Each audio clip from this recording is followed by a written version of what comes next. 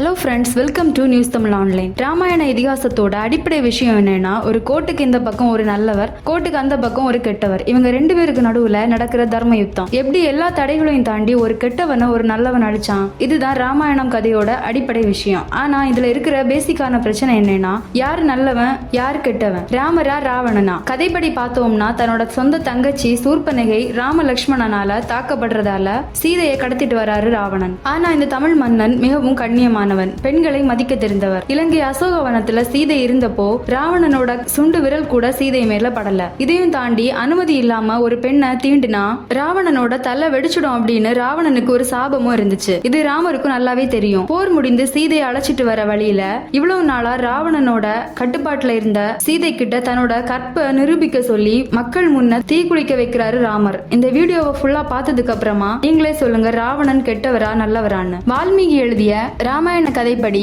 சூர்பனகை அவ ஒரு பொண்ணு. தென் தமிழகத்துல வனவாசம் இருந்த ராமரை பாக்குறா. ராமரோட திவ்யமான தோற்றத்துல தன்னையே மறந்து போனா சூர்பனகை. ராமர் கிட்ட போய் தன்னை ஏத்துக்க சொல்லி சொன்னா. அதுக்கு ராமர், நான் ஒரு ஏகபத்தினி விரதன், சீதையை தவிர வேற எந்த பொண்ணையும் கனவுல கூட நினைச்சு பார்க்க மாட்டேன்னு வார்த்தையில சொல்ல, பக்கத்துல இருந்த லக்ஷ்மணன் வாளை கொண்டு சூர்பனகையோட மூக்க அறுத்துடுறாரு. சூர்பனகை வலியால கதறி அழுறா. தங்கையோட அழுகுரல் கடல் கடந்து பல தூரம் கடந்து அவரோட பிரம்மாண்டமான அரண்மனைக்கு உள்ள ஒலிக்குது. அவன் வேற யாரும் இல்ல, ஆதிசிவனிடமிருந்து அழியாத ஈஸ்வர பட்டம் பெற்ற ஒரே தமிழ் மன்னன் லங்காதிபதி ராவணேஸ்வரன். தன்னுடைய தங்கச்சி காயப்பட்டது தெரிஞ்சு ராவணன் கொதிச்சு போறான். தான் வீட்டு பொண்ணு மேல கை வச்சா யாருக்கு தான் கோபம் வராது? எல்லாத்தையும் தாண்டி அவன் ஒரு தமிழ் மன்னன் இல்லையா? ராவணனோட கோபத்தோட எதிரொலிப்பா சீதை இலங்கை அசோகவனத்துல சிறைபிடிக்கப்படுறாங்க. ஆனா ராவணன் சீதையை அடைய கடத்திட்டு வரல. ராவணனுடைய நோக்கம் தன்னோட தங்கச்சிய தாக்குனதுக்காக ராமனை பழி வாங்குவது மட்டும்தான். இதுக்காக அவரு சீதையை ஆயுதமா பயன்படுத்தி இருக்காரு. பழங்காலத்துல போர் புரிய விரும்புற அரசர் எதிரி நாட்டு பசுக்களையோ இல்ல பொருட்களையோ கடத்திட்டு வர்றது வழக்கமா இருந்துச்சு. சோ அந்த பொருளை அடையிறதுக்கு எதிரி நாட்டு அரசன் போர் புரிஞ்சே ஆகணும். சீதையை அடைய ராமரும் போர் புரிஞ்சே ஆகணும். இங்க ராவணன் தவறு செய்யல, போருக்கான அழைப்பை தான் விடுறாரு. புஷ்பக விமானத்துல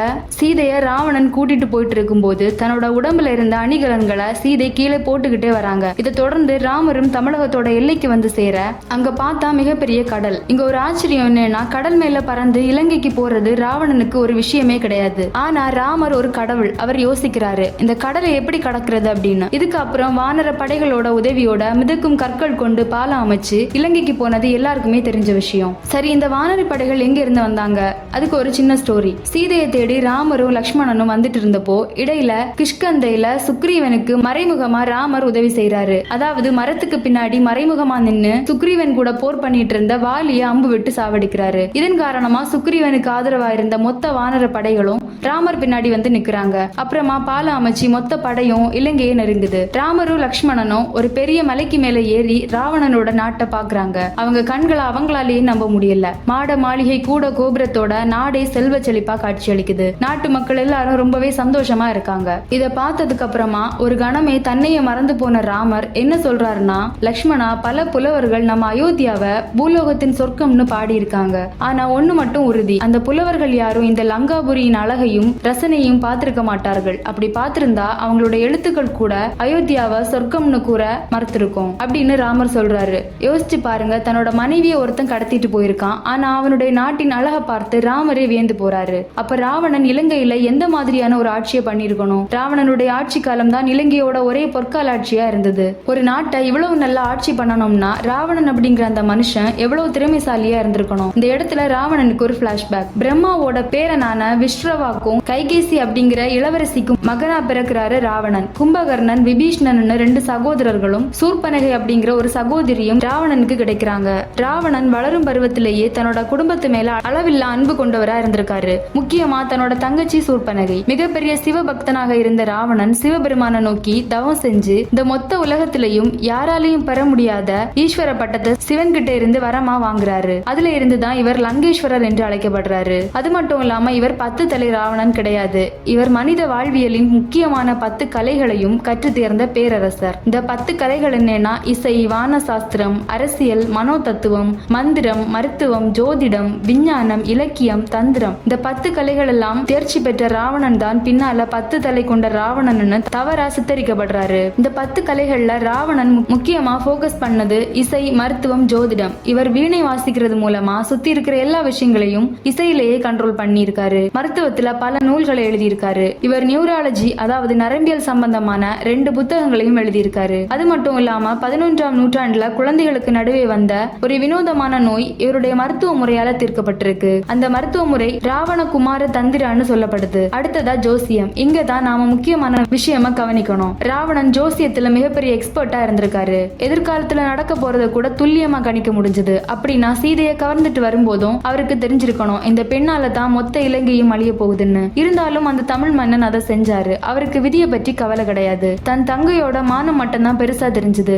இப்போ மெயின் ஸ்டோரியை பார்க்கலாம். ராமனோட படைகளும் ராவணனுடைய படைகளும் போர்க்களத்துக்கு வந்து நிற்க போர் சங்கம் முழக்கத்தோட போரும் தொடங்குது. யோசிச்சு பாருங்க, கடவுளுக்கும் மனிதனான தமிழ் மன்னனுக்கும் போர் நடக்குது. ராவணனுடைய படைபலத்தை பார்த்து ஹனுமான், சுக்ரீவன், ராம லக்ஷ்மணன் எல்லாருமே பிரமிச்சு போறாங்க. போர் நடக்குது. போரோட அடுத்த கட்டத்துல ராவணனுடைய தம்பியான கும்பகர்ணன் வீழ்த்தப்படுறாரு. ராவணனுடைய அழிவு காலம் இதுதான்னு முன்கூட்டியே தெரிஞ்சுக்கிட்ட 2வது தம்பியான விபீஷ்ணன் எதிரிகளான ராம லக்ஷ்மணன் கூட போய் சேர்றாரு. ராவணனுடைய வீழ்ச்சிக்கு முக்கியமான காரணமே விபீஷ்ணன் தான். அதுக்கு எடுத்துக்காட்டா நடந்த ஒரு நிகழ்வை பார்க்கலாம். கும்பகர்ணனோட வீழ்ச்சிக்கு அப்புறமா ராவணனுடைய மகனான இந்திரஜித் நேரடியா போர்க்களத்துல இறங்கி சண்டை போட ஆரம்பிக்கிறாரு. இவர் படைகளை வழிநடத்திய 2 நாள்லயும் ராமனையும் லக்ஷ்மணனையும் நாகாஸ்திரம் கொண்டு ஈஸியா வீழ்த்திடுறாரு. யாராலையும் பண்ணிட முடியாத ஒரு விஷயத்தை இவர் அசால்ட்டா பண்ணி முடிக்கிறாரு. ஆனா ராம லக்ஷ்மணன் ஹனுமனோட உதவியால எப்படியோ தப்பிச்சு வந்துடுறாங்க. இதுல எரிச்சல் அடைந்த இந்திரஜித் போர்ல வெல்லக்கூடிய பிரத்யேக யாகத்தை செய்ய போறாரு. ஆனா அதுல இருக்கிற மிகப்பெரிய பிரச்சனை என்னன்னா, யாகம் நடக்கிறப்போ இந்திரஜித்தை யாராச்சும் தடுத்தவங்க கையால தான் இந்திரஜித்துக்கு மரணம் ஏற்படும். இதனால ராமன் லக்ஷ்மணனை திசை திருப்ப ஒரு போலியான சீதை தலையை உருவாக்கி சீதையை கொன்னுட்டதா சொல்லி போர்க்களத்துக்கு அனுப்பிவிட்டு அவர் யாகம் செய்ய கிளம்பிடுறாரு. சீதையோட உயிரில்லாத தலையை பார்த்த ராமரும் லக்ஷ்மணனும் துடிதுடிச்சு போறாங்க. ஒரு கட்டத்துல போர்க்களத்திலேயே ராமரால ஆரம்பிக்கிறாரு. யாராலையும் அந்த நேரத்துல ராமரோட துக்கத்தை போக்க முடியல, ஒருத்தரை தவிர. அழுதுட்டு இருந்த ராம லக்ஷ்மணன் முன்னாடி போய் நின்ன விபீஷ்ணன் லக்ஷ்மணனை பார்த்து, ராவணனை பத்தி நீ என்ன நினைச்ச? 1000 தான் ராவணன் சீதையை கவர்ந்துட்டு வந்திருந்தாலும் ஒரு பெண்ணை தாக்கக்கூடிய அளவுக்கு என் சகோதரன் கோழை கிடையாதுன்னு சொல்றாரு. இந்த இடத்துல மறைமுகமா பெண்ணான சூர்பனகைய லக்ஷ்மணன் தாக்குனதை குத்தி காட்டுறாரு. ராமர் கிட்ட போன விபீஷ்ணன், அன்புக்குரிய ராமரே, என் குடும்பத்துக்கு நேரடியா போர்க்களத்தை சந்திச்சுதான் பழக்கம். மறைமுகமா நாங்க யாரையுமே தாக்குனது கிடையாதுன்னு சொல்லி வாலிய ராமர் மறைமுகமா நின்னு சாகடிச்சத விபீஷ்ணன் குத்தி காட்டுறாரு. அது மட்டும் இல்லாம இது சீதையோட போலியான தலைன்னு சொல்லி போர்ல ஜெயிக்க இருந்த இந்திரஜித் யாகத்தை பற்றி சொல்லி லக்ஷ்மணனை வச்சு அந்த யாகத்தையும் நிறுத்துறாரு. இதன் காரணமா லக்ஷ்மணன் கையாலேயே இந்திரஜித் கொல்லப்படுறாரு. போர்க்களத்துல ராவணனுக்கு தலையில்லா இந்திரஜித் உடல் மட்டும் தான் கிடைச்சது. ஆனா அப்பவும் ராவணன் துவண்டு போகல. மகனை கொன்ன அடுத்த நாளே இன்னைக்கு போர்ல சாக போறோம்னு முன்கூட்டியே தெரிஞ்சோம் தன்னோட படைகளுக்கு முன்னாடி முதல் ஆளா போய் ராட்சத தோரணையில நிற்கிறாரு ராவணன். போரும் தொடங்குது. இந்த இடத்துல ராமர் போர் புரியதை பார்த்து ராவணனுக்கே ஒரு பெரிய வியப்பு ஏற்படுது. இப்படி ஒரு மாபெரும் வீரன் தனக்கு எதிரியா வந்திருப்பதை பார்த்து ராவணன் பெருமைப்படுறாரு. இந்த நிகழ்வு மறுபடியும் ராவணன் தான் ஒரு சுத்த வீரன் அப்படிங்கறத காட்டுது. ஒரு நேர்மையான உண்மையான தலைவன் தான் எதிரியோட வீரத்தையும் பெருமையும் பேசுவான். இதுக்கு அப்புறமா இந்த அண்ட சராசரமே அதிர்ந்து போற அளவுக்கு ஒரு ஆக்ரோஷமான போர் ராமனுக்கும் ராவணனுக்கும் இடையில நடக்குது. மனிதனுக்கும் கடவுளுக்கும் இடையேயான போர். எல்லாருக்குமே தெரியும் கடைசியில ஜெயிக்க போறது என்னமோ கடவுள் தான். ஆமா, போர்க்களத்துல ராமனுடைய சரமாரியான அம்புகள் ராவணனுடைய தோலை தொலைச்சு தசைகளை தாண்டி எலும்புகள் வழியா பின்பக்கம் வர ராவணனுடைய உடல் மண்ணில் விழுகிறது. அந்த நேரம் ராவணன் இந்த பூமியின் கடைசி சுவாசத்தை அந்த போர்க்களத்துல சுவாசிச்சுட்டு இருந்தாரு. வாழ்க்கையோட கடைசி தருணத்திலையும் அவருடைய தங்கையோட ஞாபகங்கள் தான் அவரோட மனசுக்குள்ள ஓடிக்கிட்டே இருந்துச்சு. உண்மைதான், இந்த மொத்த போர்க்களமும் ஒரு அண்ணன் தங்கச்சியோட பாசத்தோட வெளிப்பாடுதான். நாடு அழிஞ்சு போகும்னு தெரிஞ்சும் இந்த தமிழ் மன்னன் தங்கையோட மானத்துக்காக போர்க்களத்தை நடத்தி இப்போ பூமி தாயோட அரவணைப்புக்குள்ள அந்த போர்க்களத்துல படுத்துக்கிட்டு இருக்காரு. ராவணன் தோத்துட்டாருன்னு நம்மளால சொல்லவே முடியாது. யோசிச்சு பாருங்க, கடவுளுக்கே இந்த தமிழனை வீழ்த்த 13 நாட்கள் ஆயிருக்கு. 13வது நாள் போர்க்களத்துல தான் ராவணன் வீழ்த்தப்படுறாரு. ராவணனுடைய வெற்றியை பறைசாற்றுவதற்கு இந்த ஒரு விஷயமே போதும். ராவணனுடைய வாழ்க்கையின் கடைசி நேரத்துல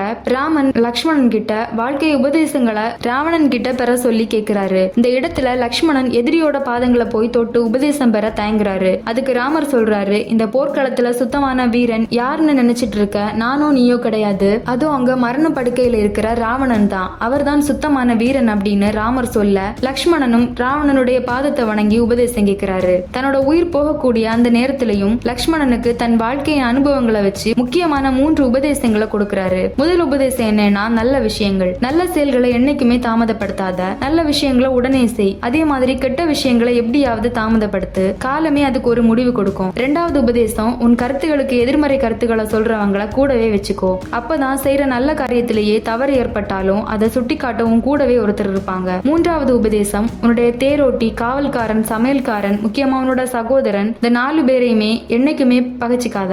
அவங்கள அன்பா பாத்துக்கோ. நீ எவ்வளவு பெரிய வீரனா இருந்தாலும் உன்னை வீழ்த்தக்கூடிய சூட்சமம் அவங்களுக்கு நல்லாவே தெரியும்னு விபீஷ்ணனை பார்த்தபடி சொல்லி முடிக்கிறாரு ராவணன். அந்த கணமே அவர் உயிரும் பிரியுது. இப்போ நாம ராமர் நல்லவரா ராவணன் நல்லவரான்னு பார்த்தா 2 பேருமே அவங்க சொந்த தர்மங்களுக்காக போராடி இருக்காங்க. தங்கச்சிக்காக போரிட்ட ராவணன் நல்லவர் தான், ஆனா ராமர் கெட்டவர்னு சொல்ல முடியாது. ராவணனை கொன்னது ராமரா இருந்தாலும் அதுக்கு காரணமா இருந்தது விபீஷ்ணன். ராவணனுடைய ரகசியங்களை சொல்லி ராமர் மூலமா ராவணனை வீழ்த்தினது விபீஷ்ணன் தான். இதைத்தான் தன்னுடைய கடைசி உபதேசத்துல ராவணன் அழுத்தமா சொல்லியிருக்காரு. ராமாயணம் ஒரு மிகப்பெரிய புராண கதை. அதுல ராவணனோட நியாயங்களை இந்த வீடியோல பார்த்திருக்கோம். உங்களை பொறுத்த வரைக்கும் ராமர் நல்லவரா இல்ல ராவணன் நல்லவரான்னு உங்க கருத்துக்களை கமெண்ட்ஸ்ல சொல்லுங்க. இந்த வீடியோ உங்களுக்கு பிடிச்சிருந்தா லைக் பண்ணுங்க, ஷேர் பண்ணுங்க. அப்படியே நம்ம நியூஸ் தமிழ் ஆன்லைன் சேனலையும் சப்ஸ்கிரைப் பண்ணிக்கோங்க. தேங்க்ஸ் ஃபார் வாட்சிங்.